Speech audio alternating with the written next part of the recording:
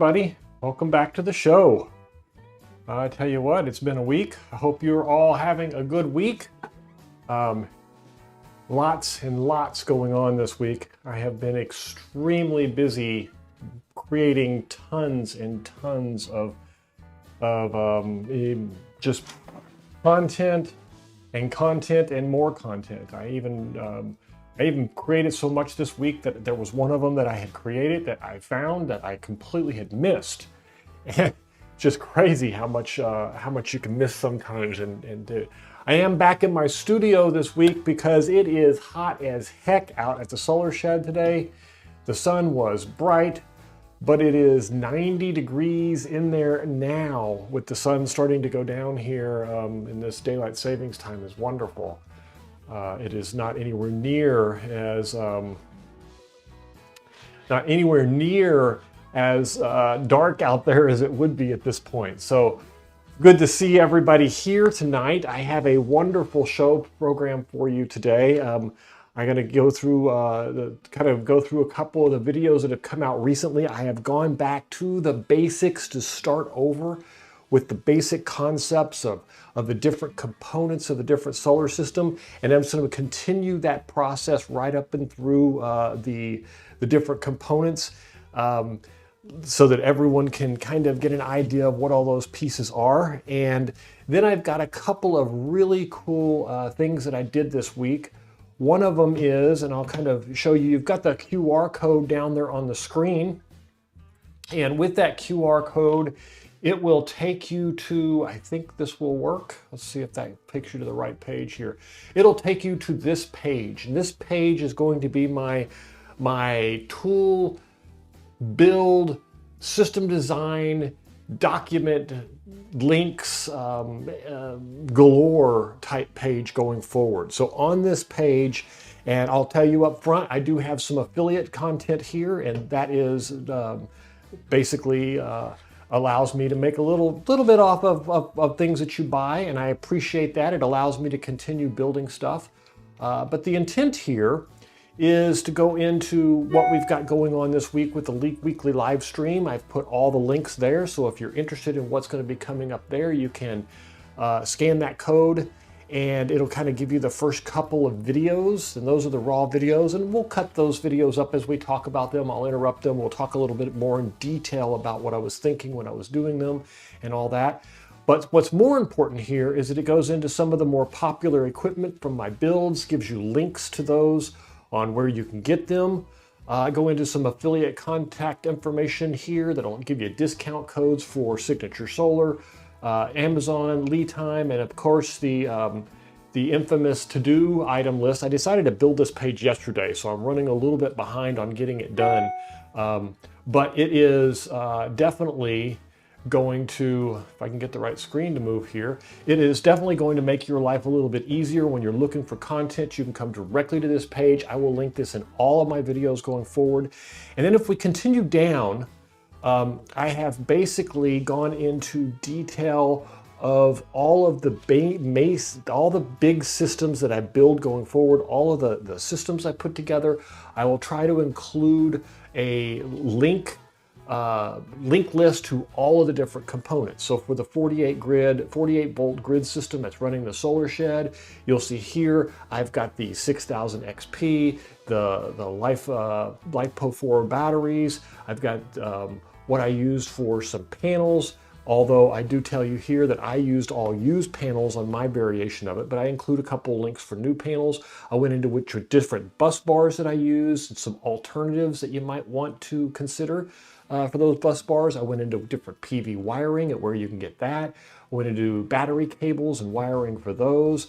Talked a little bit about the shunt, the combiner box, the breaker, everything is there. And then that continues down into the RV solar system, what the inverter for those, what panels I used for them, the Aptos, I got 10 Aptos 370 watt panels on the solar shed. Yes, 3,700 watts on a fifth wheel RV.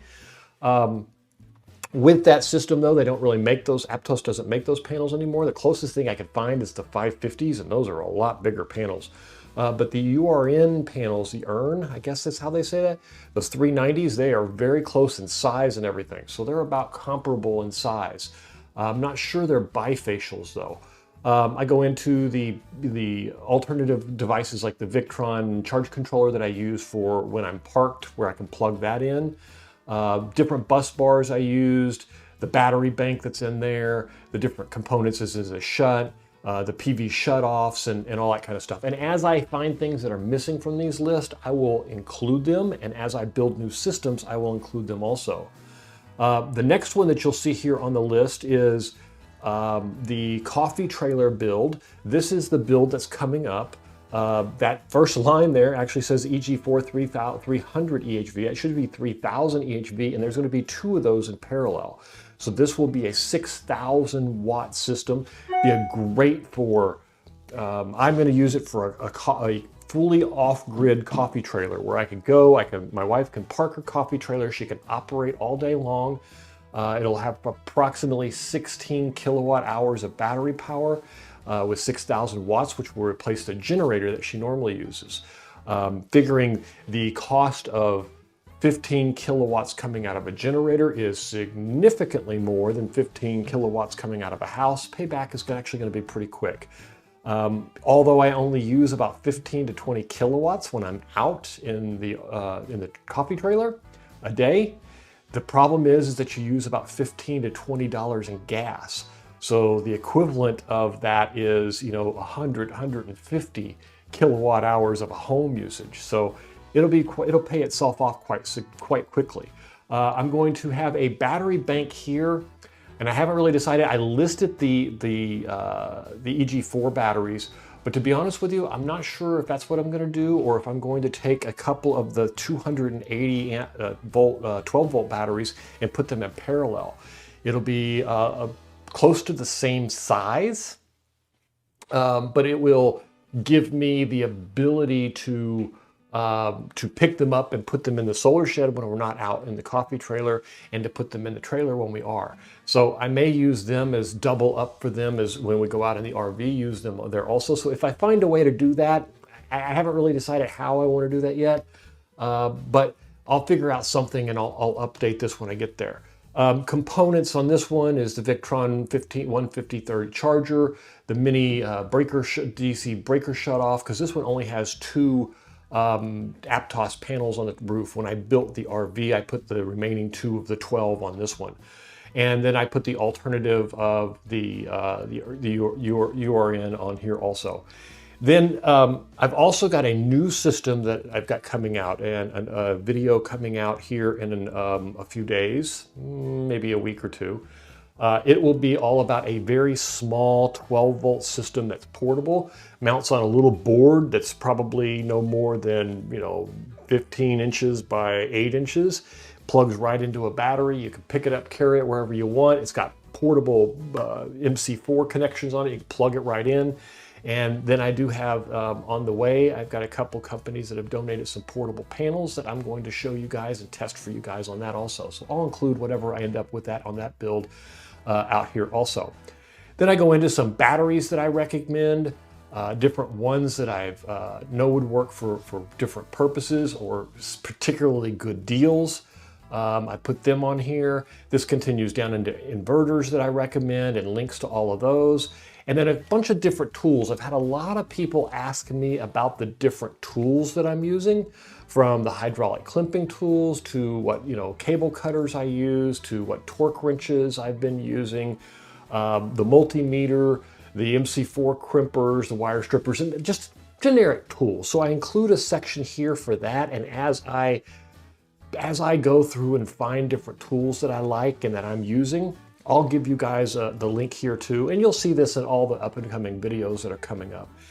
And then I go into some wiring components, from bus bars to the actual wiring itself, and different types of sources. And as I get good sources for some of these things, I'll start including them on here. And if I find different breakers and wire lugs and different sources for those that I like, I'll put them here. And if I find multiple sources, like in this one here, The A&L fuse, this one links to the Signature Solar, but if I see an Amazon link also, I'll put that there so that you have your option of which wherever you want to see it. And then I've got off-on switches and just generic safe type components, safety components, wiring components, all the different types that I use on a day-to-day basis. I'll list here, kind of give you guys the rundown of what they are. And then this is the complete list of all of the videos so far in the DIY solar step-by-step that we're going to go through the first 4 tonight. All of these are available for, and I do want to point out this is, it's like, this is just a small thing that I have done since I got monetized, is that I made all of my videos, whoops, went to the wrong screen, didn't it? I made all of my videos available to subscribers early. So if you're a member on the website, if you're not a member, the first video you can see, the most current video, was the one that released this morning with what is an inverter. But there are, 1, 2, 3, 4, 5, 6, 7, 8, 9, 10, 11 videos or so that are scheduled to come out over the next month or two. And if you're interested in getting early access to those, all you got to do is, I think it's $1.99 to become a member. It's no big deal, but it kind of gives you the early insight. I don't always have this many videos laid out here. Sometimes I have one, sometimes I have none. It's very rare that I have none, but most of the time I have between 4 and 5 videos. Right now, my schedule is to put out a video approximately every 4 days. So as it gets busier in the summer, I may speed that up to 3 and then slow back down to 4 as things cool off again at the end of the year. So it's just kind of a good thing for all of the members that you get. On that note, I want to make sure that I celebrate a little bit. You guys are fantastic. We hit 20,000 members this week. I am just stoked at that. I cannot believe that I got the wrong screen up. There we go. I cannot believe that you guys have brought me up to 20,000 members in a year. I was just celebrating my annual birthday coming around last year on March 3rd, believe it or not. So it's been 1 year and 4 days for me to reach 20,000 subscribers, and I owe all of that to you. And thank you, all of you, for everything that you do for showing up. That said, 76% of you watching are not members. So hit the subscribe button now so you don't miss anything. Now, I have just been blabbing and blabbing and blabbing. Let me make sure I didn't miss anything. I got the links to the page. The QR code is on the screen if you need it. It will always be updated. You can bookmark that. I will keep all of my content going forward there. I learned that putting different pages out for every single video is not manageable. And then when something changes, I got to go back and change it. I can't find my discount codes. I don't get updated, so on and so forth. So all of that pain is gone. So all of you just link that. Which side is it on? This side. Just link that URL right there. It'll come right up. I have noticed that occasionally Chrome gives me some goofy blank page every now and then. I don't know what's going on with that. I talked to the company that does my hosting, and they're looking into it right now. So, but it does work everywhere else. So, and it's usually only for an hour or so that it does that. So that said, let's see who is online tonight. Let's make sure we say hello to everybody. I haven't, let's see if I can chat with you guys. Hello all. Let's see if this is working. All right. So we got that working, and I'll just double check to make sure that the pop-ups are working, and they are. So you guys have anything to say, feel free to just type away at any point during the show. If you have anything you want to say, or you feel like you have a question or a comment, please feel free. This is an open conversation. I do this to be here with you. If I wanted to put out a video, I would just build a video and put it out. But I like the communicating and talking back and forth with all of you guys. So that's fun. Amy says, where did that screen go? There it is. Amy says, I am listening while composting. You working girl, huh? All right. Well, you keep composting. We'll be here. You're here every week. Welcome back. Thanks for being here. I really appreciate you.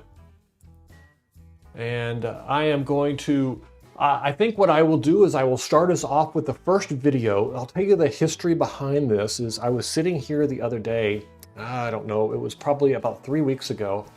And I said to myself, you know, I've built all these videos and I've practically said everything there is to say. And then I realized that, yes, but every week new people show up, and videos that have been in my catalog sometimes for a year, people don't go back and re-watch everything that's out there. And what was the most important thing when I got started was to find just the raw videos that gave me the background about what is solar, what are the different components, what are they supposed to do. It seems very overwhelming at first. Now, once you've been involved for a while, it makes perfectly good sense. But when you first get started, sometimes it's a little bit difficult to understand the concept of all the different components. And then that's gotten diluted a lot lately with the all-in-ones and the combination of what definition of an all-in-one and all of that.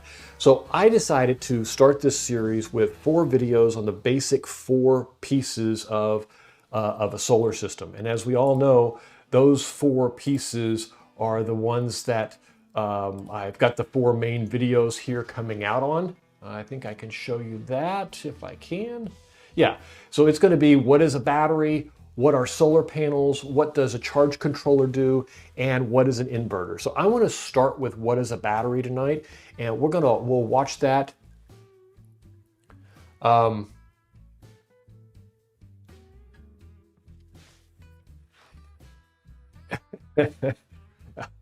Sorry, I was reading Amy's post.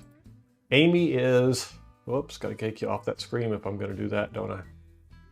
Amy is solar slow, but I keep coming back because this skill is important. Yes, it is.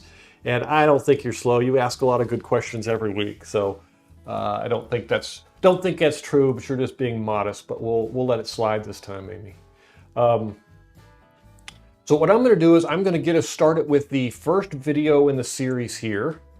And I will let it play. I'm probably going to, we'll watch with you, and then I will interrupt it to, if I can figure out how to get the screen to work, there it is.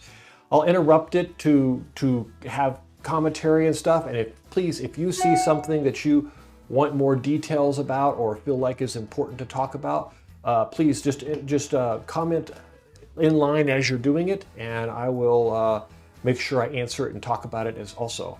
I'm going to see if this will, see if I can make that large. I'm trying to make sure, I got so many screens going on here that it's hard for me. There it is. Okay, so here we go. We'll let this one play. So today let's talk a little bit about batteries and what they are and what they can do for you. Because to be honest with you, when you're new into solar, it's very difficult to understand all the concepts. And some people think they know what a battery is, but it's quite different from a little battery you put in a flashlight. So think of your battery as a fuel tank. And when it comes to a solar system, there are a lot of fuel tanks. And the nice thing about them is you can add to this fuel tank and you can put more and more batteries into it, making it larger and larger, if it's sized right and you got the right type of batteries. Now, batteries are, you know, and I didn't say it when I was in this part. I kind of regret doing it too, is I didn't mention that specifically I'm talking about if it's sized right and you got the right kind of batteries. I'm talking specifically about lithium iron phosphate batteries. Now, I may say that a little bit later, but here it's important to understand that a lot of the advice that I give you on this subject is about lithium iron phosphate, and that's because of the flexibility, the way their charge patterns work and stuff. And we'll talk a little bit more about those a little bit later, but I want to make sure I bring that up to you. The storage of DC power, which then becomes energy when it's stored. There's a lot of people online that will give you a hard time confusing some of this terminology. I did it quite a bit when I first started. I still do it these days. But it is called power when you're talking about the existence of power right now. You walk up. You know, it's kind of funny. I make a joke about that. I still do it today. One of my largest videos is the solar shed video, and most of my subscribers, not most, a lot of the subscribers came from that video. And I used the phrase 7 kilowatts of power a day. and it's 7 kilowatt hours. And you would not believe the amount of heat that I take for that one little comment, but it's a video with 900,000 views. I am not deleting a video because I misspoke about one little thing. So I want to encourage everybody, if that happens to you, don't let it bother you. It happens to everybody. It's just some of us are a little bit more picky about it than others. And I think a lot of the times people poke at you for it to educate you, and it comes off wrong. At least that's the way I take it anyway. Whether or not that's the truth or not is another story. To a wall plug, that is power. There's how much power is available to run a particular device. How much power does it take to run your phone? How much power does it take to run a charger for your phone? Then you have energy. And energy is what is stored in the battery. It takes that power over a period of time and stores it. And that's how they measure how big your fuel tank is. Usually you'll see this measured in amp hours, but just know that there's a difference there. Also keep in mind that I am only going to cover lithium iron phosphate batteries. I am not going to cover lithium batteries, which don't have the phosphate in them. And that's more what you would find in your cell phone, or lead acid batteries might be what you find in your car or your truck or that type of thing. And not to say these batteries can't be used. I stick with lithium iron phosphate because I like the way that the lithium iron phosphate is much more stable, it's safer, and it has a much longer lifespan. So let's talk a little bit about lifespan. Even using your battery 80 to 100% per day. And I have several that I do this. Entire systems like the one you see behind you right now. I use my battery all day long, charge it up, and then run it down overnight, most of the time overnight. I do this when I am running things like a bit miner or stuff like that, and I use it as a storage tank, a gas tank. Now, if I was running a house, chances are I wouldn't be using it for that. Or if I was in an RV, I wouldn't be draining it all the way down. But you get the point. It is safe to use a lithium iron phosphate battery 80 to 100%. Whereas if you do something like that with a lead acid battery, for example, if you use it more than 50%, you can cause it actual damage to the battery that is irreparable. Keep in mind that voltage of a battery shapes your system. So what do I mean by this? I mean that when your system is built, based on how much power you need to pull at any given time, the energy that's stored in those batteries is converted to a voltage. Either a 12 volt, a 24 volt, or a 48 volt system are the most common. And then from there, you may use that power directly to run, let's say, a light in your RV, or you may use it with an inverter, and you would invert that power to AC power like you would find in your wall plug. But how much power you need really depends on what type of battery system that you need to have and how big that battery needs to be. Talking about lithium iron phosphate lifespans, let's discuss this a little bit further. Most lithium iron phosphate batteries come with a warranty somewhere around, and warranties are very subject to criticism simply because most of these companies don't exist long enough for it to really matter. But let's look at the lifespans that they're talking about. Let's say the minimum I would usually see is around 3,000 cycles, and most of them have 5,000 to 6,000 cycles, and there are some that are more. We'll talk about some that are more. But even at 3,000 cycles, you're talking about 8 years of draining that battery down and charging it up every day. So these are not like your typical cell phone battery where a year or so in, all of a sudden this lithium battery stops taking a charge, loses capacity and stuff like that. Even after the cycle rate, the suggested cycle, let's say it's 6,000 cycles, which would be about 16 years. Even after that, they claim that you would still have 80% of the capacity. So you don't lose the battery like you would with your cell phone where it just basically won't stay charged. You actually get to still use it, you just have a reduced capacity. So it's important to understand that. With some of these batteries, but one of the things that I find really important here is that most people don't realize just how long these batteries are really going to last. They're worried about them like they would be with their lead acid batteries. And that's what I was trying to get across there, is that lithium iron phosphate batteries, when you talk about 3,000, 4,000, 6,000, 10,000 cycles, you're talking about even if you could cycle it every day, which I give my batteries a pretty good run for trying to cycle them every day. But even if you could, let's take a look at my RV. I lived in my RV for 18 months. I cycled my batteries, cycled them completely 217 times in that period of time. But you figure that's 18 months. If I did that for 1,800 months, that's 100 times more. I'd still only have 18,000 cycles. The batteries would still work.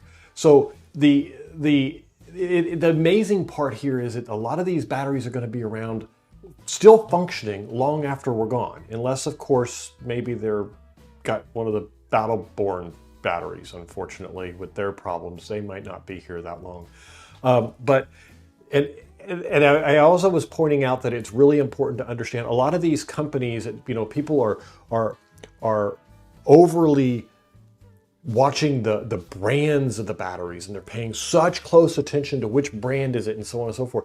And most of these companies aren't here long enough for it to happen. They get into business, they're a startup business over in China, they get in, they start up, they throw a bunch of money at it, they advertise them, they sell them really cheap, and then they get back out. And so even the big brands are struggling to stay in business for any length of time. And so if that's one of your hangups, is spending a bunch of extra money on it, my suggestion is don't. Because the best two batteries, frankly, the best two batteries I ever bought, the best two lithium iron phosphate batteries I ever bought, were the cheap Chinese batteries, 100, and actually they're in the parts list as 12-volt batteries. I linked the actual batteries because they were the cheapest ones I could find, and they were like $139 a piece for a 100 amp hour 12-volt battery. And they are the most reliable batteries I've ever bought. That said, I think it's really important to understand lifespan is extremely long here, and quality isn't what it used to be, where junky junk was junk. Most of these batteries are pretty decent these days, and it isn't as big of a deal. Now, it's not quite like solar panels where you just buy the cheapest one on the markets because it doesn't make a difference. It still does matter here with the build quality of, overpowering them and stuff like that. So it comes down to, if you're going to build a system that runs at its max all the time, then you're going to need to be very, very careful. My suggestion is you stay way under that max. I mean, I've got 400 amp hour batteries in my solar shed, and I seldom run even close to that. I seldom run more than 80 or 90 amps, and that's one battery's max. So 3 batteries would be, makes it where I'm never going to be over a third of that battery's power. So just a little bit of food for thought there. You've seen warranties as long as 15,000 cycles. Now I want to put that in perspective. If you cycle this battery every single day, from 10% to 100%, every day, you are looking at a 41-year lifespan. Chances are the batteries are going to outlive us. And my reason for stating this is a lot of people do whatever they can to preserve their battery to make them last longer. And what I would like to point out is, this isn't the old days of lead acid. You don't need to preserve your batteries. You need to use them to the fullest extent. They are going to age out before they deteriorate to the point where they're no good. Let's talk about lithium iron phosphate batteries, BMS systems. A BMS system is a battery management system which helps you maintain safety functionality, charge rates, maximum discharge rates, overcurrent, undercurrent. It shuts the battery down when you try to use it too far past its safety point. It shuts it off when you try to turn it up too much. Now, I'd like to point out that battery management system there is an emergency stopgap. It's not there to stop things on a regular day-to-day basis. And if you're using it that way, you should really consider putting some alternative in place. For example, if you're overcharging it and you're using the battery to shut off, you should get a charger that automatically shuts off when it's supposed to. That way your battery acts as a backup. BMS acts as a backup emergency system not the primary system to stop charging. Let's also think about the lithium iron phosphate. Cold matters, and it matters a lot. When you get down into freezing temperatures, a lot of your lithium iron phosphate batteries cannot charge at those rates without doing harm. They can discharge, but they cannot charge. Now, this means that you're going to want to consider, if you live in a cold region, you're going to want to consider one that comes with a heater. You're going to want to consider where you put the battery, and you're going to want to consider how cold is cold for your region. So that's something of it. And then last but not least, I want to show you a diagram here and talk a little bit about the common issue that you will see with this diagram. And by the way, if you're interested in this diagram, there's a link down below where you sign up for the email list. I'll send you this diagram. Along with it, I'll send you an American Wires Guide chart that shows you what kind of wire sizes you need. And I'll give you links to the other videos in this series where we talk about charge controllers and solar panels and inverters. Anyway, as you can see from this diagram here, matching batteries to the system is the most common issue that you're going to run into when you're doing this. And that means that if you notice down here at the bottom, these batteries here, let's assume these are 12-volt batteries. That means that this has to match what the charge controller has so that it's charging a 12-volt battery.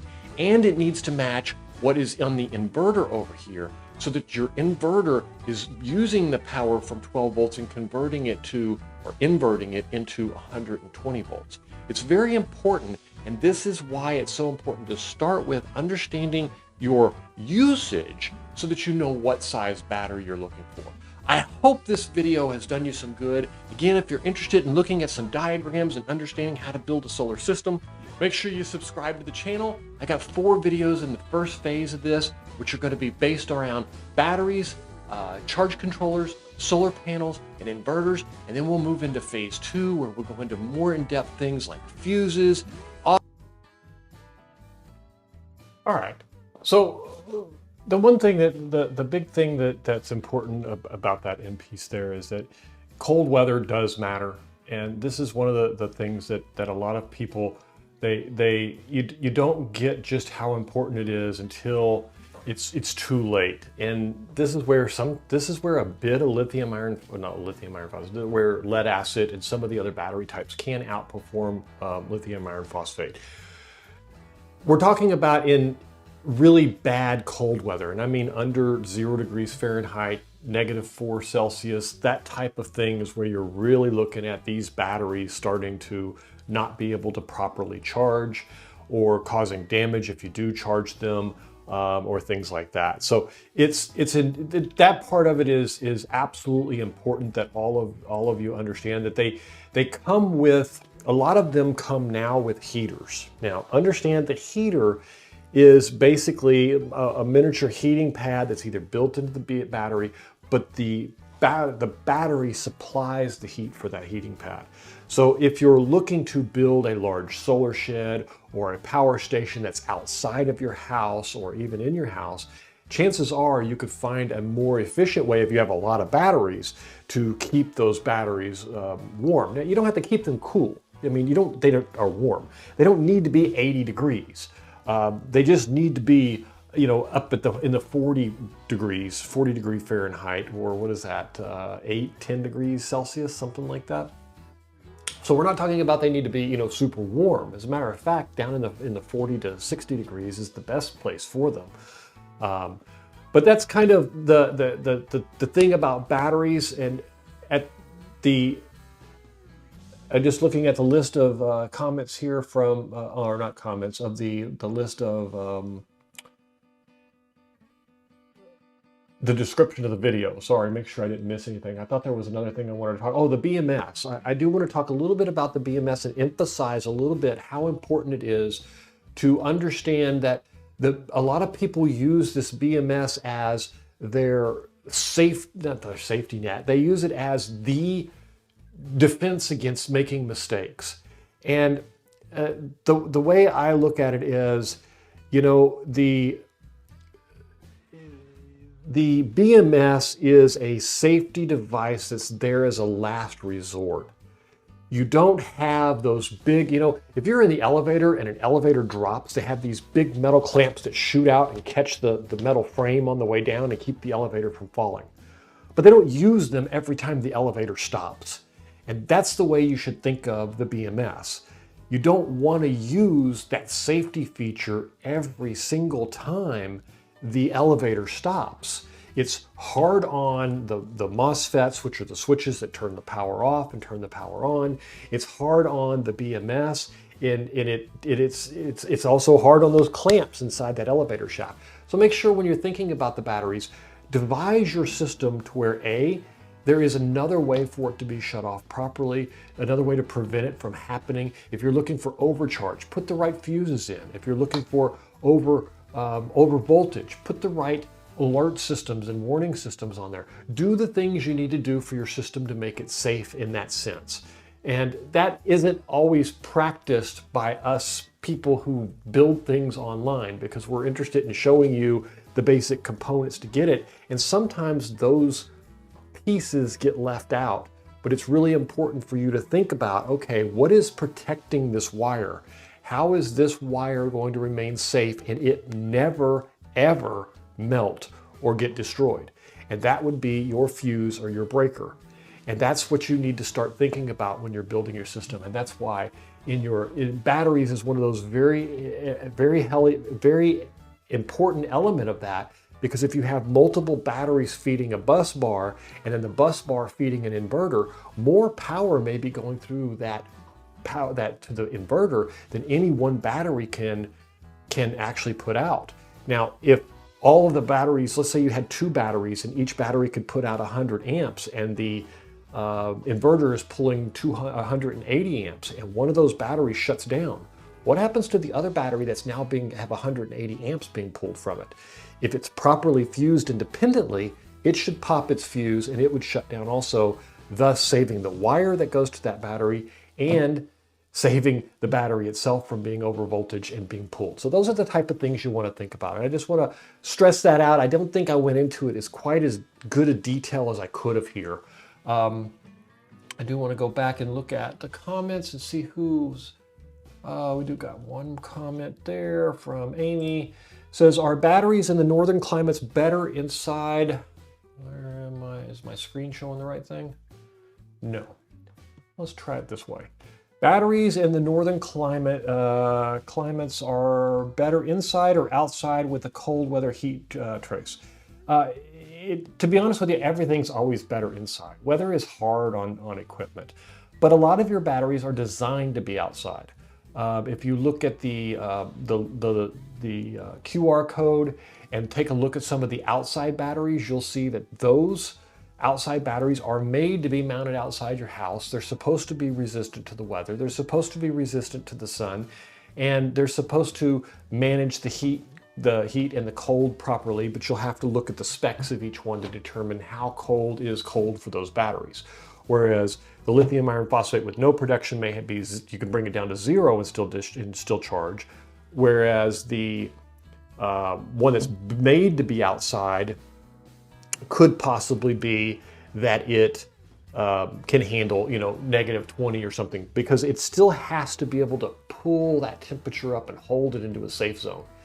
And if that temperature is, let's say that's -40 outside, it may not have enough heating pad in there to bring it from -40 to a positive, up into the positive zone. So you're going to still have a rating there. But the short answer is it depends. The best answer is if you have a choice, inside's always better. A lot of people are uncomfortable having batteries in their house or something like that, so they put them in a shed. If you put them in a shed, then a lot of the times you can protect them with insulation, and the inverters put out enough heat to keep them above the temperature they need to. In some climates are so cold that isn't enough, and then a small battery heater would do it. I've seen some of them use different types of heating pads and elements and stuff like that. But it is something you want to consider. It is something you want to look at. But protecting them against those harsh elements is always better. All right. Let's see, where am I at here? Keep losing my page. All right, let's take a look at the second video in this series is about solar panels. And I put the solar panels next so that we could feed into charge controllers. And these are the three components on your solar system that if you look at a solar chart, and actually we could maybe I'll test this camera out here and see if it works. If you look at a solar system with the three major components, you have your solar panels here, and they feed into the charge controller.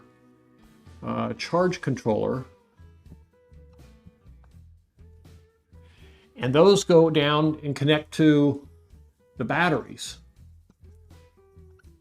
And these are solar panels. Forgive my artwork. I'm not an artist. So let's say that this is connected like this.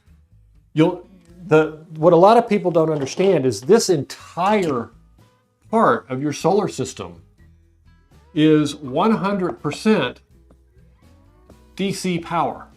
There's no AC power here. There's nothing here that you need an inverter for. There's nothing. I'm trying to find the right screen to show that. I thought I had one. Doesn't look like I do. Not that. Oh, it's this one here. Yeah, that isn't big enough for you to see though, is it? We'll just leave it here then. So there's nothing here that you need that is AC power. The only component that you have that gives you the AC power is the inverter. And so if you're running a system that strictly uses battery power, you won't need to have this inverter, because this produces AC power. And it's the only piece of your entire system, of your solar system, that is AC power. So you won't need to mess with it if you're doing it.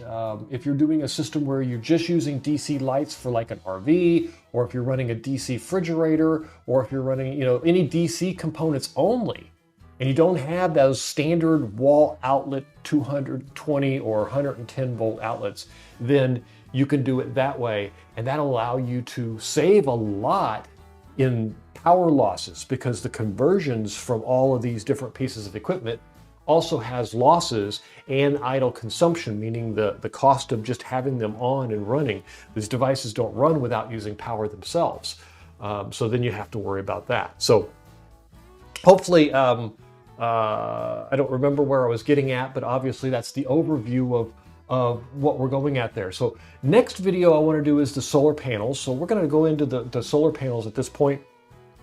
We'll talk about, if you have comments or anything about it, please feel free to interrupt, and I'll stop it occasionally if I've got points I want to make also. Today I want to talk a little bit about solar panels. So let's get into a little bit about what a solar panel is and what a solar panel does. If you're familiar with our battery video, which if you haven't seen the battery video, I'll link it up here so that you can go back and watch it. But in that video, I talk about the difference between power, being what is currently available, and energy, which is what is stored in your battery that can be extracted and turned into power. A solar panel produces power, but it does not have any type of storage mechanism. It is either used when it's produced or it's lost, and there is no in between with it. Now, keep in mind that solar panels only produce, with extreme exception, they only produce DC power and AC power only with an extreme exception, or some other type of device like a microinverter or something like that. But today we're going to be talking about strictly solar panels and their output of DC power. So it's important for you to understand that they are DC power output. Panel wattages tell you how much power on the maximum side that solar panel can produce. So if you have a 300 watt panel, then you will be able to produce a maximum, in ideal conditions, 300 watts from that panel. Do not be confused by a common misconception to think that you're going to get 300 watts the whole day while the sun is out. You get it in ideal situation, meaning that as the sun comes up in the morning, it starts off slow, It grows until the sun is directly above in the perfect light at the perfect thing on a perfect day, and then it dips back down as the evening comes. Most areas have what they call solar hours, which will tell you how many ideal hours of sunlight is typical for your region. And that's how you should be using that number to determine how much energy you'll be able to store in your batteries from the power that those solar panels generate. It is important to note that different panels have different volts, different amps, and output different watts. And this is going to be particularly important when you get to configuring what type of battery system you have and what type of charge controller you have. If you're interested in the battery video, I'll put a link to it. If you are looking at the charge controller video, make sure you subscribe. It'll be coming out soon if it's not already out. One common misconception is that solar panels all have to be the same voltage. They all have to be the same amperage. Now, if they're used in the same strings and they're used together in certain ways, it is very helpful that they are. But in a lot of solar systems, in many solar systems, you're dealing with, especially home systems or larger systems or bigger RVs, instead of having a single panel or two panels running in series or even in parallel, helping each other out, you have strings of panels.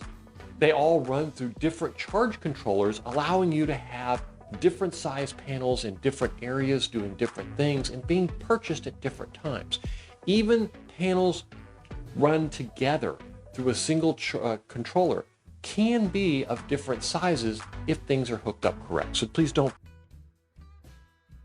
So one of the questions, and I see that it looks like it's Amy here. She's asking, where does the lost solar panel power go?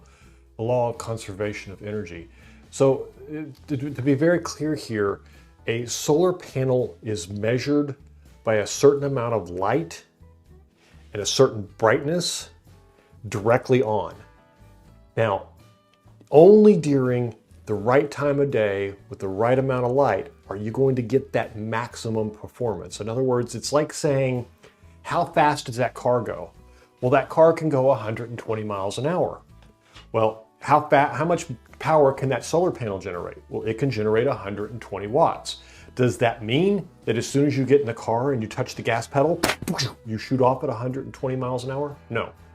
Does that mean that as soon as the sun comes up and it has a little bit of light that it's generating 120 watts? No. It's exactly the same thing. The solar panel's light, as the sun comes up and over that panel, it gets higher in production, and then as the sun goes back down, it gets lower in production. And that means that only at this ideal circumstance, and that's why it is really important, and I'm gonna go back to the whiteboard on this one. That's why it's really important to turn that off so you can see that when you have the sun at different places. So let's say this is the southern sky and this is the northern side. Now for me, if I take my panels and I put them at a certain angle facing the southern sky, when the sun comes up, it's in this southern sky over here that it comes up and goes down. That sun in turn shoots in like this. But if I face those panels north, then that sun shoots in like this and barely hits those panels or hits it at an angle. And there's not enough reflective light to hit that panel up to the thing. Now, don't get me wrong.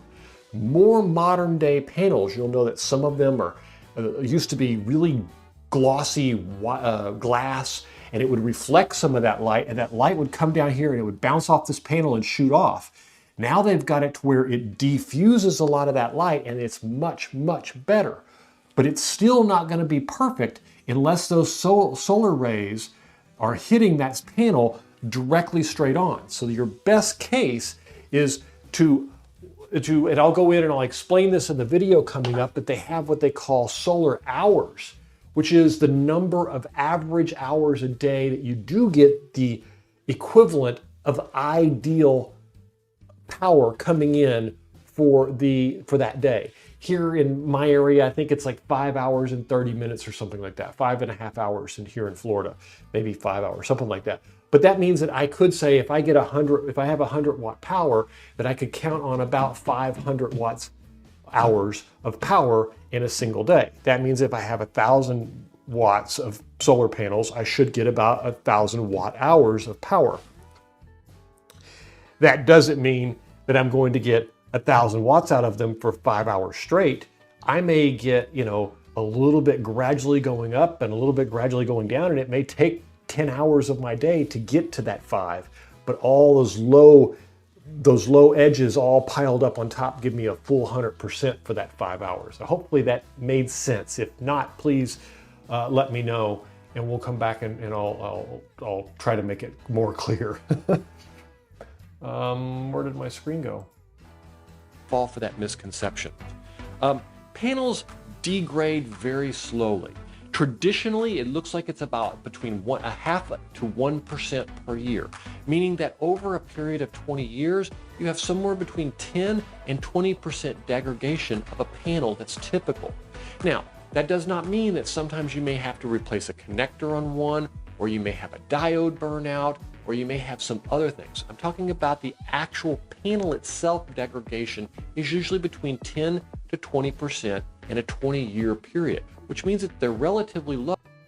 And you can see here, demonstrating that light reflectiveness that I talked about a moment ago. You can see here on these panels on the left-hand side, how that sunlight, instead of going in and being absorbed by those panels and turned into power, is reflecting off and bouncing towards me, and towards the camera. You can see it on this one laying on the ground here also. Now, more modern day panels, like if you look at the very far right-hand side, there's a panel way over here on the right. This has a non-reflective angled, almost like a skin on it. And the panel light is all reflected into the panel. So even some of the angled panels is more of a, even more of it makes it into the panel. Now, that said, and I'm going to see if I can get your next question is, what are the effects of snail trails? So snail trails are very interesting. So the snail trails on a solar panel, and what she's talking about here is that a lot of the solar panels, when they start to age, the insides of them either comes unglued, they get pulled apart, the heat affects them, they get moisture in them. I've seen a bunch of different things that could cause them. There are some snail trails that cause ugliness. On this latest batch of panels that I got in, I got quite a few of them that have snail trails. And I've got some that are completely harmless. And I've got some that are very harmful. And I've got some that were outright dangerous. So let me explain the difference between them. A snail trail is a physical damage to the insides of the panel, usually caused from, and I don't even know this to be a fact, this is my opinion of what's causing it. It looked to me like a lot of these were caused by bad manufacturing, and the humidity or the moisture inside caused the protective coating to pull apart from some of the chemicals that cause the energy. As that energy flows through that panel from the front where the light is towards the back, then it is absorbed through the circuits or the wires in the back and brought together and comes out of the solar panel. Now, that piece in the middle, although it be very, very thin, the electrodes get excited on one side and escape out the other side, which is where we get our solar power from. That if you damage this piece in here, it is no different than a small, minor, bad connection. Now, the way you can check these, or the way I've been checking these, is I use a thermal camera on them. And I don't know what video it is. I have a video where I tested a thermal camera back 6-8 months ago. And one of the things you could see is on a solar panel, if you look at the, here on this, see if I've got this screened. Right here on the very far right, oh, it's still playing that video in the background, isn't it? That panel on the very far right there. Oh, that's because I need to show you on this screen. I was wondering why it was moving around. It just happened to be the same screen. On the very far right there, one of those square blocks between the big blocks was where it actually had its problem. And so that, you could see it on a thermal camera where it was getting hot. Now I've got some that came out, and you'll see it on that video when I talk about the new panels that came out back a few weeks ago, the new batch of panels that I got for the really good deal. When I picked those up, I was like, 42 panels. As it turns out, 5 of them had really critical damage to them, which is probably why they decided to get rid of them, is where the tearing apart, the snail trails, it got so bad that it got hot and it burnt through. And that obviously on top of your roof or something like that could be very dangerous. Now, in this case, I suspect that something more than just bad manufacturing is at the case. It could be bad manufacturing, as these panels are 10 years old. The other panels that you see in this picture are 10 years old, and I've got about a 5% degradation over that 10 years. The new panels that I got, those 42 panels, I've got a fairly significant degradation, somewhere between 10 and 15%. So I know the manufacturing and the aging wasn't quite the same. Now, was it because there was some hail or some other kind of damage, or were they rough on them when they took them down or whatnot? I honestly, I don't know. But that's why the snail trails. So like I said, there's a lot of snail trails that are almost completely harmless. You won't see any problems with them and everything. Now, would I put those up on my house? Probably not. But as you can see from this picture here, those are not on my house. As a matter of fact, I'm in the process of mounting them on that fence to where I could angle them out and all that kind of stuff. But the idea is they do cause trouble, and some can be harmless, and some can cause damage, and some can be outright dangerous. Hopefully that answers the question for you. Let's see if we can get back to this. Oh, and that used panels are not just garbage. They're not as efficient as newer panels because technology has changed, but their degradation is usually not the issue. Whether your panels are roof mounted or ground mounted on a ground mount, or even in my case, as you'll see in the background running on this video, even if you just take them and lean them against the fence, it is more about their angle towards the sun and their exposure to that ideal moment of the day that we talked about earlier. That is what is important, not where are they mounted, how high are they mounted, or anything like that. Now, there are some scenarios where you have bifacial panels, meaning that the front can absorb light and the back can absorb light, and then those angles and their distance from reflective light does matter, but it is not the primary source of energy.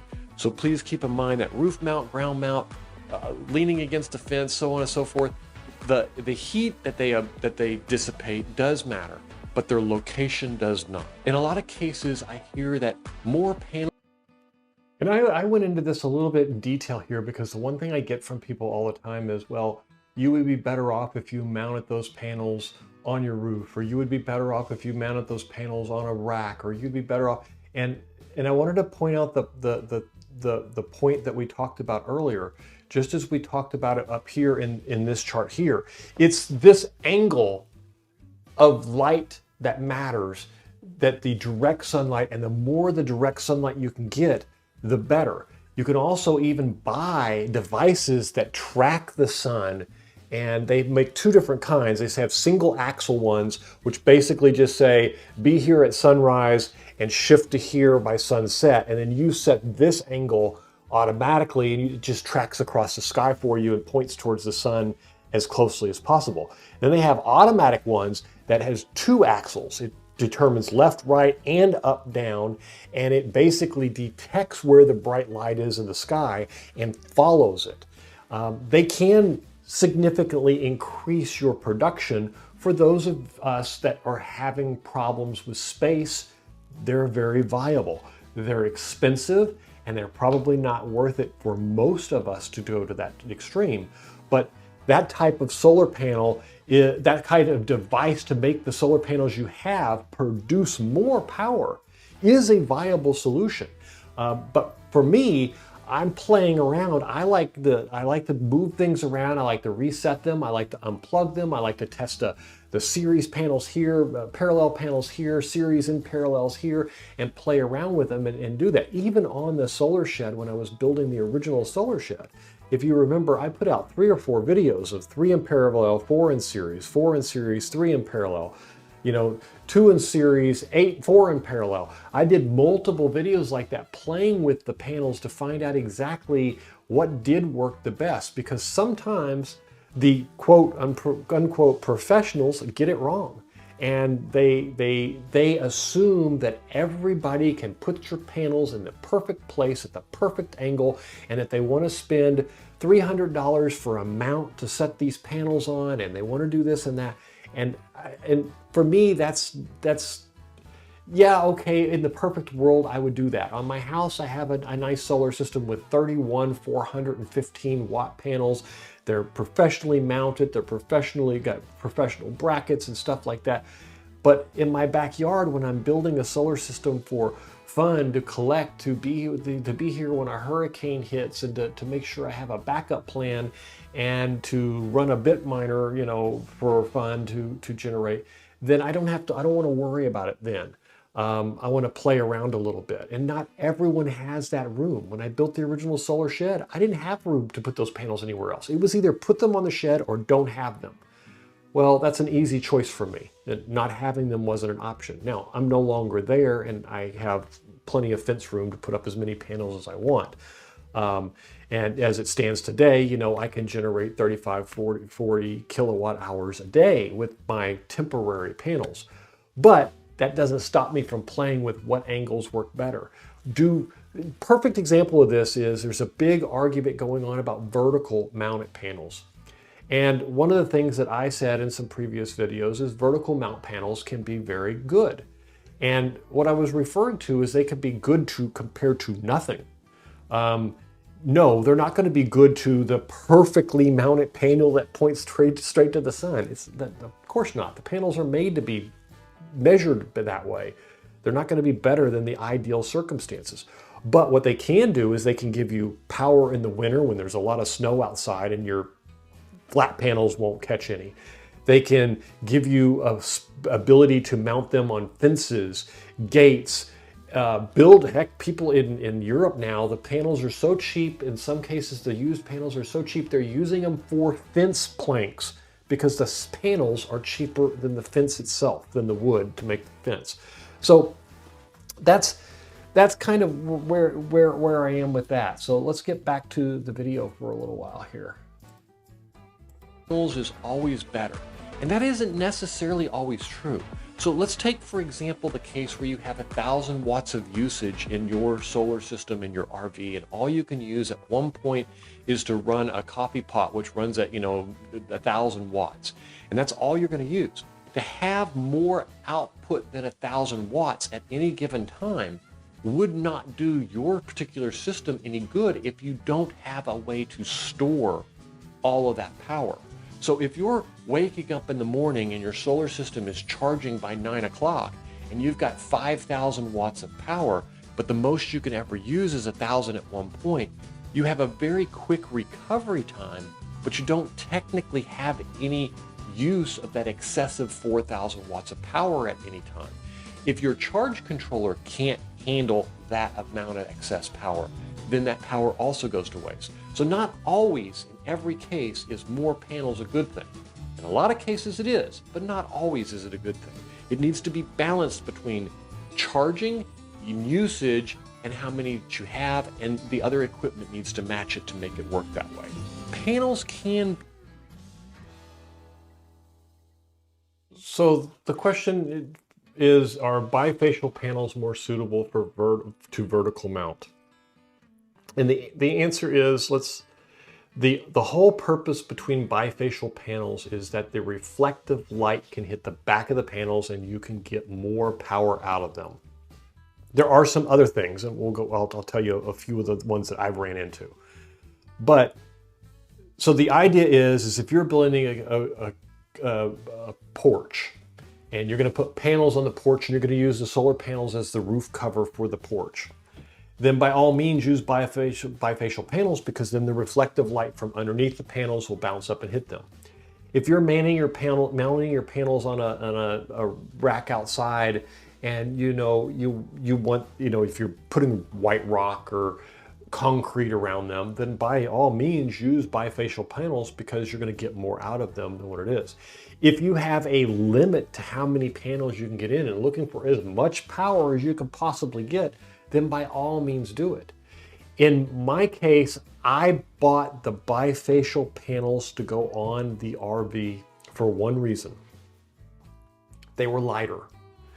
They were a lot lighter by probably a good 12, 15 pounds at the time than the single panels. And that was because they were bifacial. They didn't have that thick coating on the back. The glass on the front was a little lighter. And so I'm thinking I'm going to have to carry these panels up onto the RV, and I didn't want them to be heavy. Now, as it turns out, I mounted them about 2 inches up off of the top of an RV. And for those of you who are not familiar, an RV's roof is usually a white rubber cover.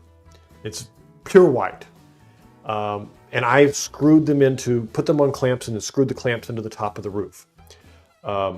I actually get I get more power out of my panels than they're advertised, or I get bifacial power often also, even though they're only this far up. Now, what I realized what was going on, or what I think is going on, I have no evidence of it whatsoever, it's just my gut feel, is that a lot of the backing on a normal panel, like the ones that you see on the screen here, they have a white paint coating on the back. The bifacials don't, because there's actually solar panel collection plates on the back also. But the seams between the panels allows light to get through, and quite a bit of light actually. I'm assuming that light is hitting the panels behind it and it's bouncing off and it's causing it to have more panels. But the real question is, are bifacial panels more suitable for vertical mounting? I would say probably not, unless you just need them to be lighter. They are more suitable for when you have the ability to get light from both sides. Now, if you're putting solar panels facing, let's say, your west side, and you want the sun to come up on one side and go down on the other, then yeah, bifacial panels are ideal. You're going to absorb power on both sides. As a matter of fact, another YouTuber did a test. He put one panel facing east and one panel facing west and used the bifacials going back and forth and built a fence out of it. And it did pretty decent. You get a good spread of power in the morning and power in the evening. The only real reason to do something like that is if you don't have enough storage space to store the power and you need to burn the power. And that allows you to get a bit of it in the morning when you can burn some of it, and a bit of it in the evening when you can burn some of it.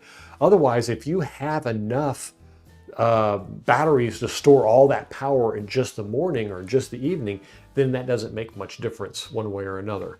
What was that other question? Is does the back LOF? Does the back of a bifacial have less of an ability to collect light? Yes, it does.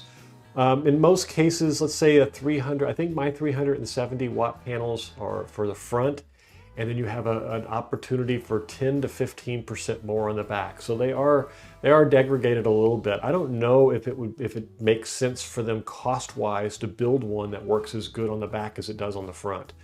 But definitely it is less on the back than it is on the front. No questions about it. There is a significant difference.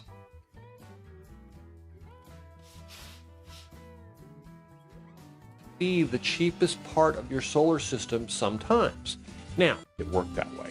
Panels can be the cheapest part of your solar system sometimes. Now, that said, it depends on what kind of system you're talking about. If you're talking about a huge system with 50,000 watts of power, then maybe the panels won't be the cheapest part of your system. But if you're talking about a small RV, a small trailer, even a small house or a backup system for emergencies, a lot of the times the panels will only cost you a couple of $100s, where your inverter may be much more expensive than that, and your batteries will definitely probably be more expensive than that. So a lot of the times, keep in mind that not necessarily because solar panels are big, that the cost is one of the bigger parts of your system. And one of the things to note about that last statement that I said there is just because they're big doesn't mean they're the most expensive. They are usually the most expensive to ship, regardless of when you do it and how you do it. A lot of the times they're also excluded from the shipping deals and the specials and things like that. So you're going to want to pay attention to when you're ordering, especially ordering new panels, what kind of deals you can get from that and how that would work for you. But that's just, you know, the cost aspect of it is really an interesting one, because solar panels, as they started to come down in cost, you're looking at, you know, you can get a pallet of panels now for a couple of $1,000s, and a lot of the times that's what you're going to spend on your inverter. And then when you add batteries into it, if you get 2 or 3 inverters at a cost of, you know, $1,000, $1,200, $1,500 a piece, your batteries end up being your most expensive. Your inverter usually ends up being your second most expensive, and then your panels ends up being third. And then the charge controller a lot of the times is embedded now into your inverter, so you don't really have that component cost to do. They have really, with these all-in-one devices, and when you look at this chart that we drew earlier, if I can put the right screen up here. If you look at this chart that we drew earlier, between your solar panels, your charge controllers, your battery, and your inverter, and this being all DC side, this being your AC side, when they do the all-in-ones, they combine a lot of this for you. The charge controller here, an inverter here, an AC charger, and they put a lot of that all in one spot for you, so you don't have to do anything except hook up, plug in your solar panels. The breakers are here for the AC to go out the AC side. The breakers are here for the shutoff switches for your solar panels are here. Your fuses and breakers for your batteries are here. And a lot of the times your batteries are breakered also independently. And the nice thing about that is that allows you to have an independent breaker here for each battery, as we discussed earlier, and to protect this battery, and then have one on the charge controller or one on the inverter, the all-in-one inverters, have another one that is the master one that protects the whole bank from problems. So both of those are kind of nice, but that is where between your solar panels. Now the next chapter that we get into, or the next video that we get into, is about the charge controllers. And the charge controller one is one of those where I start talking a little bit more about the difference in compatibility of upgrading your system. So for example, a battery you can't upgrade. An inverter, usually it feeds in from one battery size and that's it. You're stuck with it forever. Charge controllers are one of those devices that are very, very conveniently, especially with your Victron devices and most other independent charge controllers, can live with your system when it's young and it's a small 12-volt test system, all the way up to a 48-volt system, and sometimes even more. And you can use all the different battery stock parts in between. I have several of our Victron devices that you'll see in the builds that I've done that are on the parts list that you can see on the screen right now. Which way is that screen? That way, right there. From that parts list, and you'll see the Victron charge controllers. All of those charge controllers work for 12-volt systems, 24-volt systems, 36-volt systems, and 48-volt systems, which is kind of nice because you can build a really small system, then you can upgrade the system and your charge controller can come with you, and then you can upgrade your system again and your charge controller can still live with you. And then you can build little temporary ones with smaller and use it there too, and I do that quite frequently. But let's get into the talking a little bit about charge controllers now, and I'll start the video for you. In this video, we want to talk more about the traffic cop of your solar system. And the traffic cop of your solar system is the charge controller.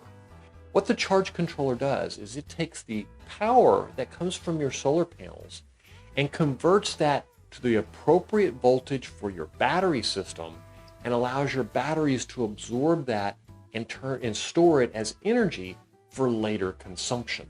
With this charge controller, it almost always contains things to help you charge your battery at the appropriate configuration or profile, as you'll hear a lot of people refer to it. These profiles can help you keep from overcharging your batteries. They can help you limit the charge rate so that you don't harm the batteries with over voltage or over power. It will also help you manage when the battery is appropriately charged, how you want to treat that battery, and it can also help you configure whether, if you don't stick with only lithium iron phosphate batteries and you're using lead acid, these profiles can be significantly different, and it'll allow you to configure those different profiles for your batteries. A lot of use cases need batteries to be charged a different way or at a different rate, so this will allow you to do that. It also manages once a battery gets charged, what does it do? We traditionally call this float mode. And float mode basically means my battery's full, but I don't want to leave it, crammed to the tank. Now, one of the things I didn't cover in this particular section, and I really wish I had, is that there are a lot of charge controllers out there that don't manage the different types of charging profiles, that are very misleading in how they work. They don't have very good controls on them for overcharging or for stopping charging when they get up to the top. You'll even see I did a review back a few months ago where a company sent me a charge controller that was labeled MPPT controller.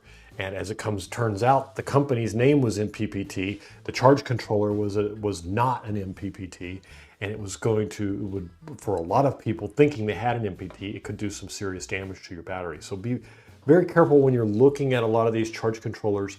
I tried and played with a lot of them. I found that some of the smaller charge controllers just aren't worth the effort anymore. The Victrons are very competitive. You can get a 100 volt 20 amp Victron charge controller for $72 now.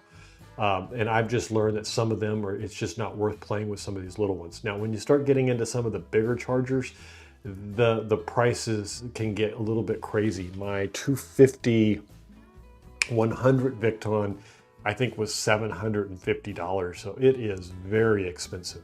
But there are a lot of alternatives to chargers now where you can get them for very reasonably priced. So my suggestion is be very careful on which ones you get, and if you do have problems and questions about which ones are safe and which ones are not, just give me a message and I'll be glad to let you know what my suggestion is. I don't want to stand there at the gas station pumping every drop in as the motor's running and just keep adding drop after drop. And let that drop, it'll let it soothe out a little bit and then keep it at a full state, but not a full right up to the brim. Whereas when you were charging it, you may fill it right up to the brim and then back off and let it go. The charge controller, being the traffic cop, takes care of this for you, and it allows you to understand the concepts behind your particular battery chemistry. It allows you to configure your charging system to work in conjunction with multiple charge controllers so that they charge your batteries the way you want them charged and safely can operate. I am only covering MPPT charge controllers today. There is a such thing as a PWM. They're very old at this point, and most people don't use them except on extreme use cases of small 12-volt systems. I don't cover them. The MPPT takes voltage in from your solar panels and it converts it to your battery and allows the battery to store that energy, all of the energy that's collected, because it converts it down to what that battery needs. A MPPT or a PWM charger basically trims that extra voltage off and allows whatever is left or allows the base amount to flow into the battery. So it only works on limited scenarios, but I don't consider it anywhere near as safe, and it's not where the industry is going at this point. So I suggest that you stick with an MPPT charge controller unless you have a very specific use case and know that a PWM is the appropriate charger for you. Charge controllers, especially MPPT charge controllers, are sized based on input voltage and output amperage. Now, let me give you an explanation of this. If you have a string of solar panels like we do here in this diagram, there's two panels here run in series. Now, if each of these panels are operating at 30 amp, if each of these panels are operating at 30 volts, then that means because they're ran in series, the voltage will add on and it'll be sending through that PV disconnect to the charge controller up here in the top right-hand part of the screen. It'll be sending its power as represented as 60 volts. It'll then take that 60 volts and convert it down to what is needed to charge these 12-volt batteries at the bottom. What is important to understand here is that this charge controller, and you'll see the 100 here, means that it takes a maximum input of 100 volts, meaning these panels can send no more than 100 volts or it could do damage. You also need to take into consideration cold weather, the voltage goes up, hot weather, the voltage goes down. So you want to make sure you do the calculation for cold weather, or that you could have problems with these panels in the winter that you don't see during the summer. When it does the output going to the 12-volt system, this is what the 20 represents in this model number here. It's going to output a maximum of 20 amps. And yes, that means that if this charge controller works with both 12 volt, 24 volt, and 48 volt, then the maximum and output would double between 12 volts and 24 volts and double again between 24 and 48 volts. Because 20 amps at 12 volts is half of that of 24 volts and half again of 48 volts. I hope that's clear. And if not, put a comment in the down below and I'll be glad to do that.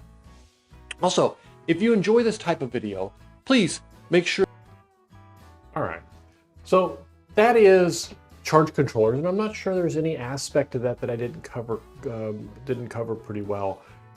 This is a really good chart here, especially for people that are new, to see where all the different pieces and parts are. And there's a link in all of these videos, all of the 4 of the videos that have come out, and the next 5 in this series that are coming out. Those videos, and I will take you over and kind of give you an highlight of what they are. If you follow the link to it, you'll see here they have the batteries, the solar panels, the charge controller. The inverter is the last one in the first 4 of the series, which all 4 of those are out. The inverter came out yesterday morning or this morning, one or the other. I've also got, for members, you have access to about 10 or 12 different videos. I think it's like $2 a month to become a member. And it'll give you early access to all the videos that come out early. I got off-on switches, breakers and fuses, bus bars, shunts, wiring, and I have a whole slew for phase 3 of videos that I'm going to add to it also. And I put out one of these videos approximately every 8 days. From this series will be about every 8 days. That may slow once I get to series 3 down to a little bit more. I've got a lot of good hands-on content coming in the next couple of months. And that brings me back to this page here, which is basically found in that QR code up there. If you follow that QR code, or just go to mattmansolar.com/start, and it'll give you a list of this. It'll take you to this page, which will give you a list of all of the different equipment that I use and all of my different builds, any coupon codes that I have, any affiliate companies that I work with will be listed in here.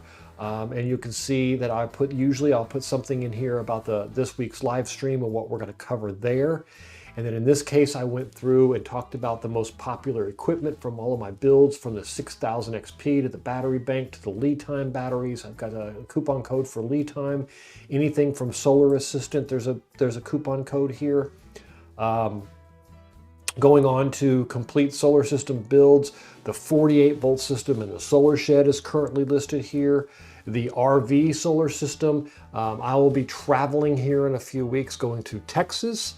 I'm going to be at the South Texas, what do they call it? South Texas State Fair. Not to be confused with the big one that is in North Texas in the DFW Dallas area. This is the South Texas State Fair. So I will be there for a week. If you're out and about, or you make it to the fair any of those days, just come by and say hello. And if I'm not there, at least say hi to my wife. Let her know that I'd love to meet you though. So please stop by and say hi. That's going to be from the RV, and I will probably do a live stream or something from the RV while I'm out. Some content there. And then the coffee trailer solar system build. This is the new coffee trailer solar system build that I'm working on now. This is going to have a pair of EG4 3000 EHVs paralleled for 6,000 watts, so that my wife can take her coffee trailer, go park somewhere, and have a 100% off-grid espresso machine, coffee pots, ice cream, refrigeration, the whole shebang. It's going to be a really cool, fun build. And I'm going to be using a Victron charge controller in this in conjunction with the EG4 3000 EHV for the explicit purpose of, in order to use the charger that is in the 3000 EHV, you have to get it up to 120 volts. Well, I only have 2 solar panels on the roof of the coffee trailer. So those 2 solar panels won't be able to get the voltage up that high, but I can use a Victron charger to charge the same 48 volt battery. So we'll talk a little bit about that. I'll include the circuit breakers, the panels that I've got, and everything. And this list will grow quite a bit. Also, next week or the week after, actually I can look at the schedule because you guys have seen all the videos that are coming out. Let's just go over here to all the videos that are coming out. I have a video here coming out soon that talks about, and all of these you have access to if you're already a member, with the exception of these 2 private ones, which I haven't scheduled yet, but these will get scheduled over the next day or so. This is going to be a 12 volt solar system that I'm going to be building. I'll just skip All right, here. I've had a lot of requests for very... And this one, it's going to be looking a little bit like this here. Both of these are going to do, the positive is going to run to the switch. It's a really the fun negative build. is going to run directly to the battery. Really small, I'm going to use this 8-aught wire here, 8-aught wire. A really small solar system that you can use. It's portable. You can pick it up, carry it anywhere you want, use it for whatever you want. I had a friend that I built one very similar for this to run her fish tank during the hurricane last year. That's what the inverter's last use was. I think that is this is her here. It is Super Villain Coffee. We used to have a store over in Cocoa Beach. This Cocoa Beach location we sold just recently. So all we have now is the actual trailer, and I don't have a whole lot of pictures out here for the trailer unless you look under events, but we will be updating that. And this is what the trailer looks like right here. As you can see, I've got a big 9500 generator on the front, and that's what I want to replace, is completely take this off-grid for her and basically allow her to operate 100% off-grid with no generators, no noise, no nothing. It'll be a really fun build, but it is Super Villain Coffee, and hopefully we'll get to see some of you. We will be set up at the fair. We won't be in the trailer. We're actually in one of their buildings, so come and see us.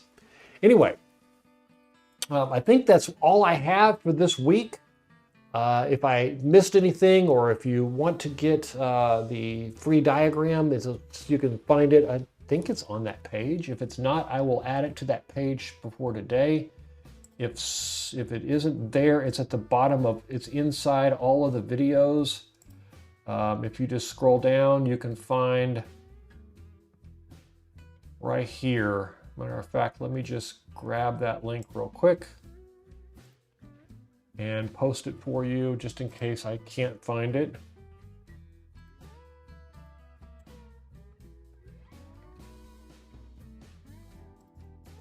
If I can get the cut and paste to work.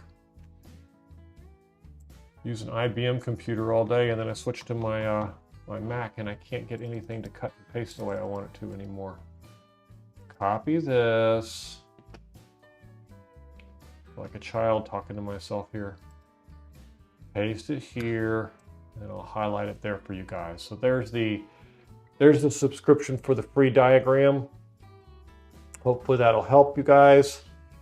And the QR code, or mattmansolar.com/start, and that gives you all of the parts list and everything. There are a lot of affiliate links on there. That's how I pay for all of this, and I really appreciate you guys. Again, I want to celebrate hitting 20,000 subscribers. I owe all of that to you guys. It is all about you. I really appreciate it. I am amazed that within a year, just a little over a year ago, a year and 6 days ago, I started this channel for to help people set up their own solar channel after I got hit with a hurricane and wanted to teach everyone how to cover themselves and all that. And here we are a year later, 20,000 subscribers. And thank you so much for everything that you guys do. And I will see all of you next week for St. Patrick's Day shirt. And we will talk to you then. Thanks for watching. Have a great, wonderful week. We'll see you next time. Thanks a lot.